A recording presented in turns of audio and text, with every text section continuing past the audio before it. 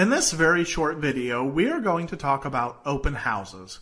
Specifically, we are going to talk if you should hold an open house and what's the best timing to hold your open house. As a special bonus, I've included a quick quiz for you to take below. Answer the questions, and based on your answers, I will give you my recommendation on if you should hold an open house. I'm going to be upfront with you.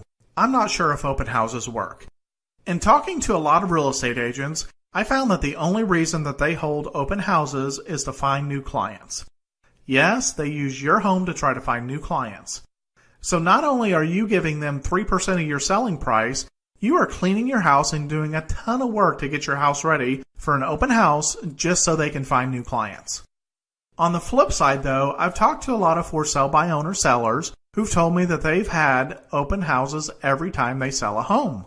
Some of the sellers swear by open houses and have sold many homes this way. Other sellers would never go through the hassle of doing an open house. So let's get back to the question. Should you hold an open house?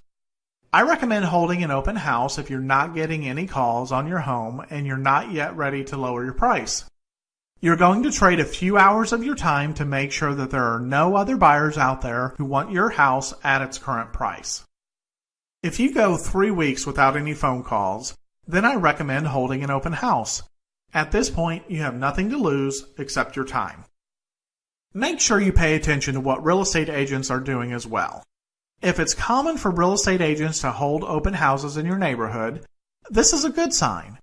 If you rarely see an open house in your area, though, you may want to think twice about it because it could be a waste of your time. If you're unsure if you want to hold an open house or not, take the quiz below. Once you are sure that you want to hold an open house, work through this lesson. If you know you don't want to hold an open house, just skip this lesson.